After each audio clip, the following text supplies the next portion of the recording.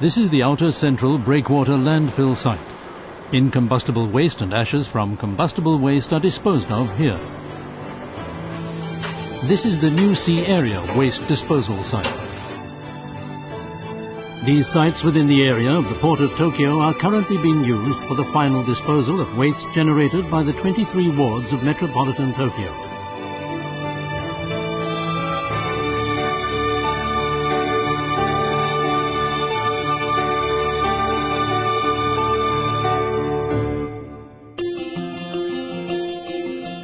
The waste we produce in our daily life. Combustible waste. Incombustible waste. Large-sized waste such as quilts and bicycles. And waste that is recycled as a resource, such as newspapers.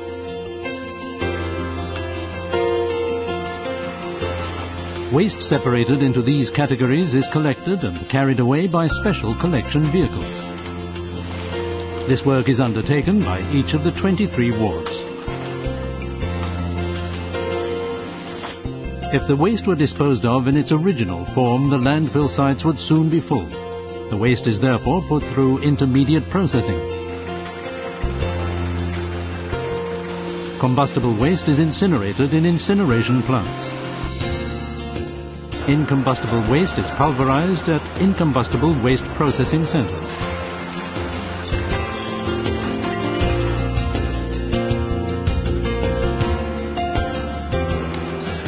Large-size waste is pulverized at a pulverizing processing plant.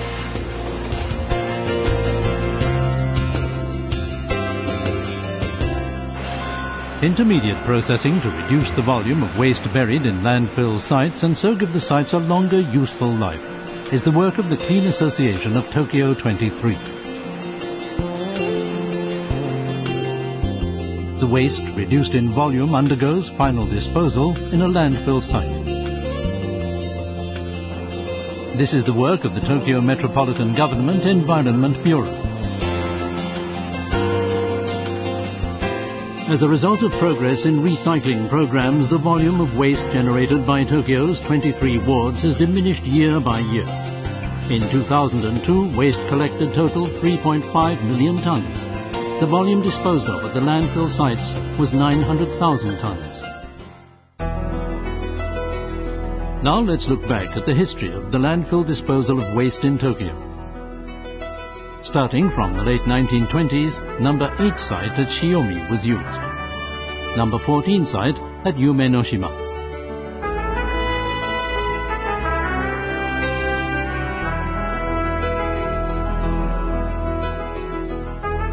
And site number 15 at Wakasu.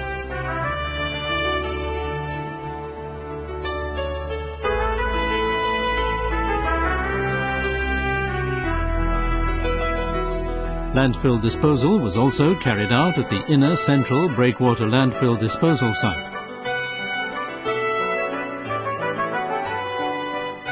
Subsequently, it was continued at the outer central breakwater landfill disposal site.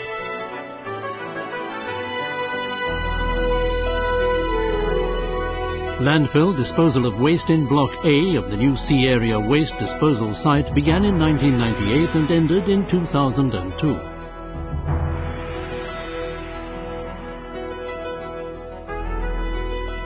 Since 2003, disposal has been taking place in Block B. Block C is at present being constructed by the Tokyo Ports and Harbours Bureau. Following that, Blocks D, E, G and F are to be constructed. Waste will be buried in D and E. G and F will be filled with waste soil. Site number 14, Yume-no-shima, which was filled completely in 1967, has now become home to a sports area, a tropical plant centre and a park. A smart smokestack rises above the new Koto waste incineration plant, the biggest in Japan. In 1974, site number 15, the Wakasu site, was completely filled and became a golf course and a park. In 1987, the inner central breakwater landfill disposal site was filled completely and became a woodland park. When the outer central breakwater landfill disposal site is full, the site will become mostly a park and a green area. And as for the new sea area waste disposal site, when it has been filled, 1/3 of it will be earmarked for parks and green areas.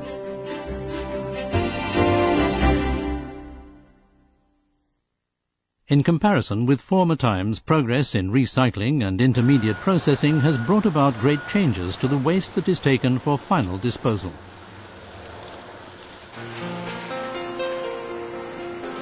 Large-size items are pulverized at a crushing facility, and ferrous metal parts are extracted as a reusable resource.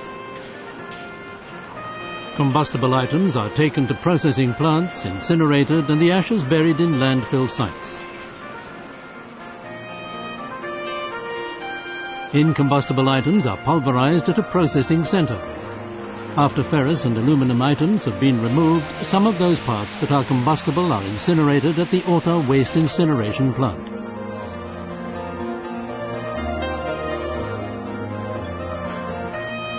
The ferrous and aluminum parts that have been removed are recycled.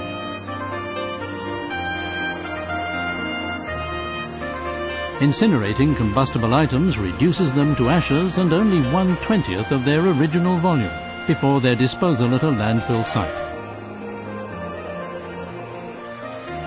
Currently at the Ota incineration plant, the Tamagawa incineration plant and the Itabashi incineration plant, this ash is melted at a temperature of 1200 degrees Celsius or more.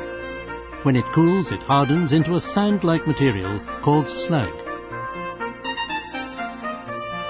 As the volume of ashes is reduced by half, dioxin, the toxic substance they contain, is broken down, which helps to protect the environment.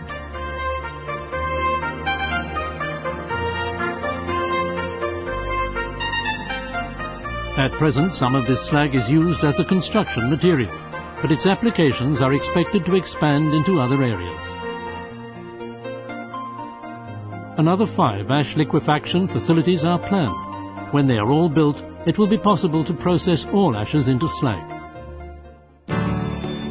Slag and waste and ashes reduced in volume are being put in both the outer central breakwater landfill site and the new sea area waste disposal site. We should now like to show you the work that is being done by the Tokyo Metropolitan Government Landfill Disposal Management Office. First comes reception of the waste, ashes and slag which arrive in containers or dump trucks.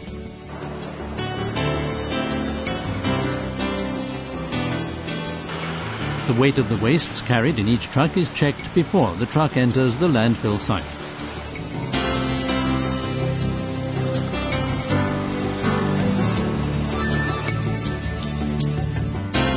The loads are then taken to the unloading points. The pulverized waste, now without any semblance of its original form, is unloaded from the trucks and spread out flat by bulldozer. This is how the Umenoshima site looked in 1962. In those days there was no processing, so the volume of waste was huge and the work was very demanding. Landfill sites filled up rapidly.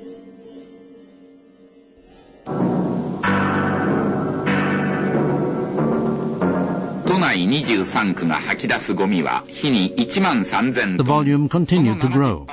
Processing plants and other facilities were insufficient. The problem became so acute that the then governor of Tokyo declared that conditions amounted to a war against waste.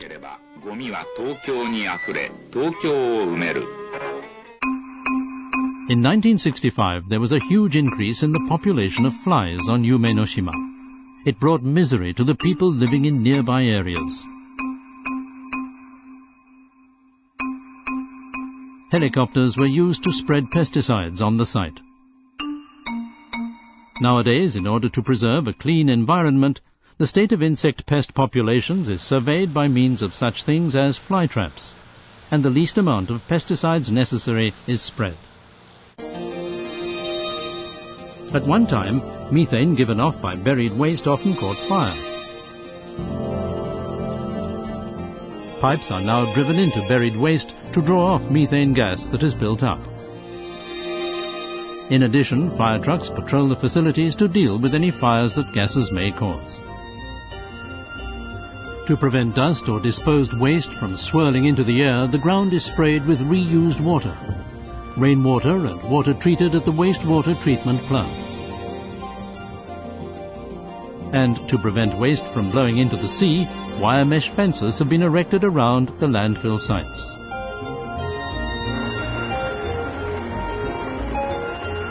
When the waste on a site has built up to a certain thickness, it is covered with a layer of earth. Among the benefits this produces are: wind cannot blow any waste away, the smell of the waste will not spread, insect pests such as flies cannot breed, and as the waste has no contact with the air, there is no danger of fire. In the sandwich method of waste disposal, a layer of soil is spread over the waste, and on this soil more waste is laid, followed by another layer of soil, and so on. The ashes from incinerated waste are deposited in pits excavated in the landfill sites. The waste is then covered with soil. This ensures that ashes will not be spread by wind action.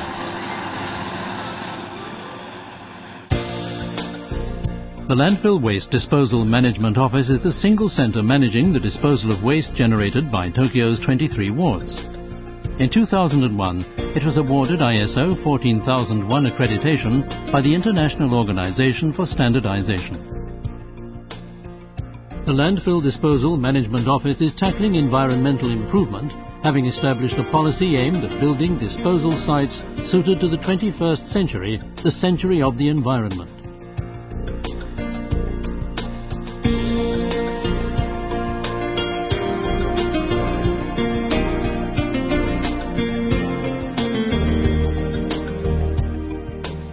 One of these, aimed at protecting the environment, is the treatment of polluted water produced by rain seeping into the ground and through the waste.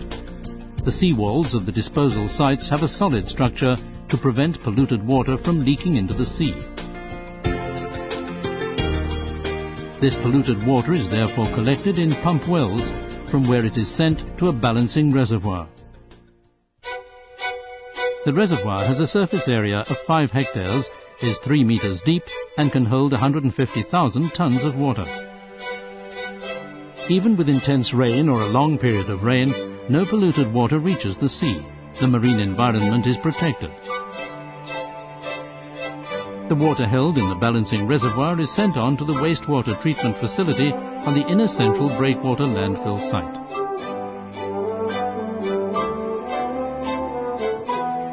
Various methods are employed at the wastewater treatment facility to clean the water it receives. In the activated sludge method, the polluting components are eaten by bacteria. In the chemical coagulation precipitation method, chemicals added to the water coagulate the polluting components. And a method by which polluting components are adsorbed in the same way as is done by household water purifiers.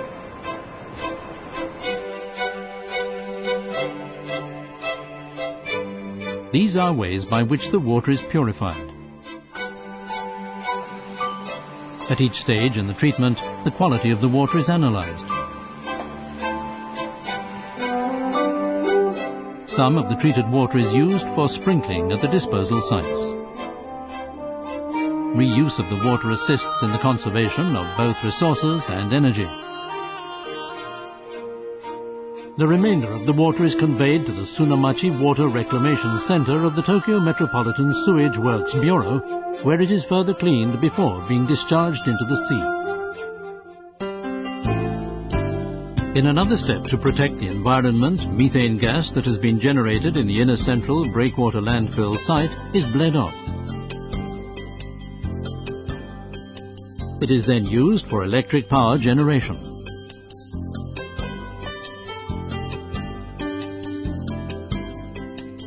Effective use is thus made of the methane gas generated by buried waste, thereby reducing the amount of a gas which has a large effect on global warming.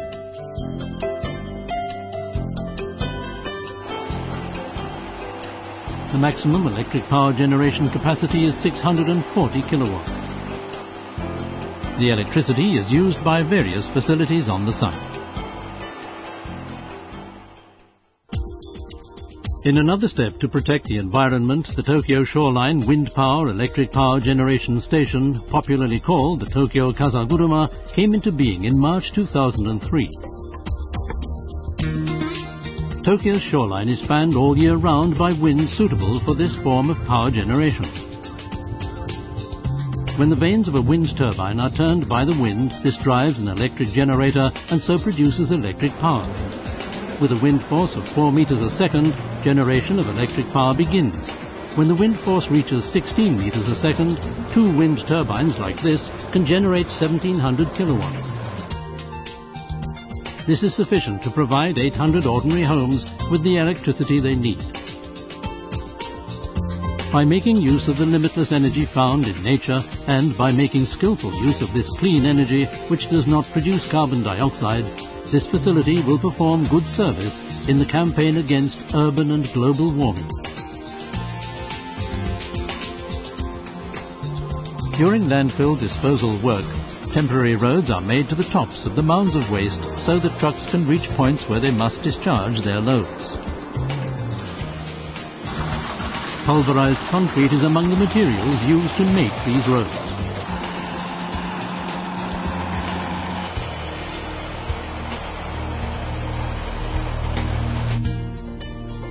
Repeated use of this helps to extend the useful life of the disposal sites.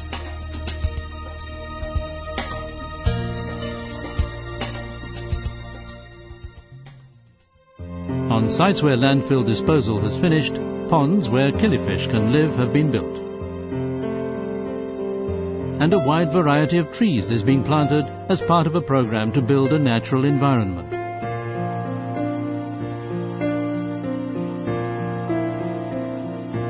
On the east side of the new sea area disposal site, shoals are being constructed at the foot of the sea wall to harmonize the facilities with their natural surroundings.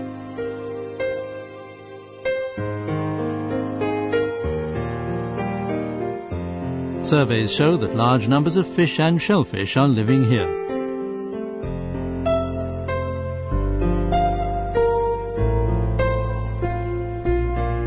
In such ways, the Landfill Disposal Management Office is continuing its efforts to protect the atmosphere, the sea, and other parts of the global environment. We also offer study tours, so that visitors can learn about and gain an understanding of the environment through explanations given by our staff. It will be possible, in ways we have mentioned, to keep the waste disposal sites in use for some time to come.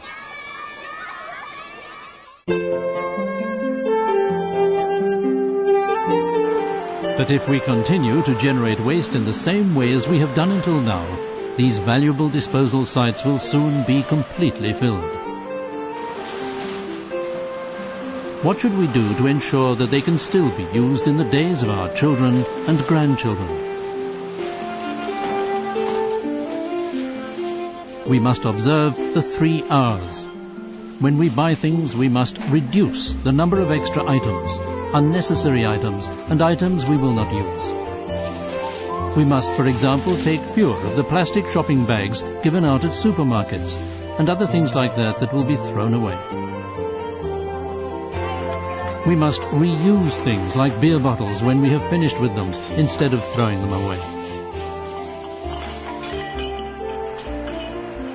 And we must recycle items of waste as resources that can be used again. PET bottles, for instance, can be transformed into clothing.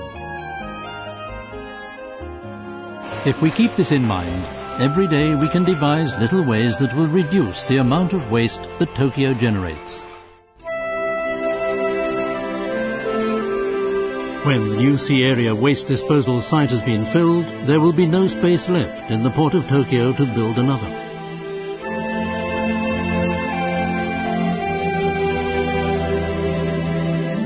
We must use our limited landfill disposal sites with the greatest care so that we can hand on to the next generation the irreplaceable gift of a clean global environment.